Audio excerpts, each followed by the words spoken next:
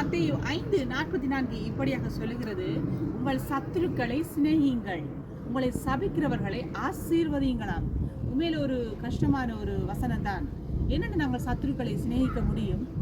கஷ்டம்தான். எப்படி நாங்கள் எங்களை சபிக்கிறவர்களை நாங்கள் ஆசீர்வதிக்க முடியும்? எனக்கு ரொம்பவும் கஷ்டமான ஒரு வசனம் தான். ஆனாலும் நாங்கள் அங்கே அந்த சத்துருக்களை நாங்கள் அங்கே சிநேகிக்க வேண்டியவர்களாக இருக்கிறோமா? எங்களை சபிக்கிறவர்களை நாங்கள் ஆசீர்வதிக்க வேண்டியவர்களாக இருக்கின்றோம். அந்த சத்துரு வந்து உங்களோட மேன்மையை கண்டு அந்த சத்துருக்கு பிடிக்காது. அங்கே நீங்கள் நின்ற இடத்துல தான் வந்து உங்களை தள்ளி போட்டு வந்து நிற்கும். அதான் அந்த சத்துருன்ற விளையாட்டாக இருக்கும்.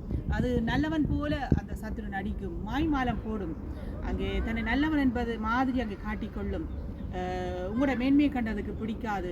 ஆகவே அங்கே பிரச்சனைகளை உண்டு பண்ணிக்கொண்டே இருக்கும். ஆனாலும் நாங்கள் அந்த சத்துருவை நாங்கள் மன்னிக்க வேண்டியவர்களாக இருக்கின்றோம். மன்னித்தால் கீழ்வசனம் சொல்லுகிறது, நீங்கள் அவருடைய புத்திரராக இருப்பீர்களாம், அவருடைய பிள்ளைகளாக இருப்போம். நாங்கள் மன்னித்தால் தான் நாங்கள் அவருடைய புத்திரராக இருப்போம். அது மாத்திரமல்ல, கீழ்வசனம் அங்கே இப்படியாக சொல்லுகின்றது, அங்கே பிதா அங்கே பூரண சற்குணாக இருக்கிறது போல அங்கே நீங்களும் பூரண சற்குணராய் இருப்பீர்கள் என்று சொல்லி அங்கே வசனம் சொல்லுகிறது. ஆகவே நல்லோர் மேலும் தீயோர் மேலும் நீதியின் சூரியனை உதிக்கிற தெய்வமாக இருக்கின்றார். ஆமென். ஆகவே நாங்கள் சத்துருக்களை சிநேகிக்க வேண்டும். அவர்களுக்கு என்ன செய்தாலும் பரவாயில்லை, நாங்கள் அவர்களை சிநேகிக்க வேண்டும்.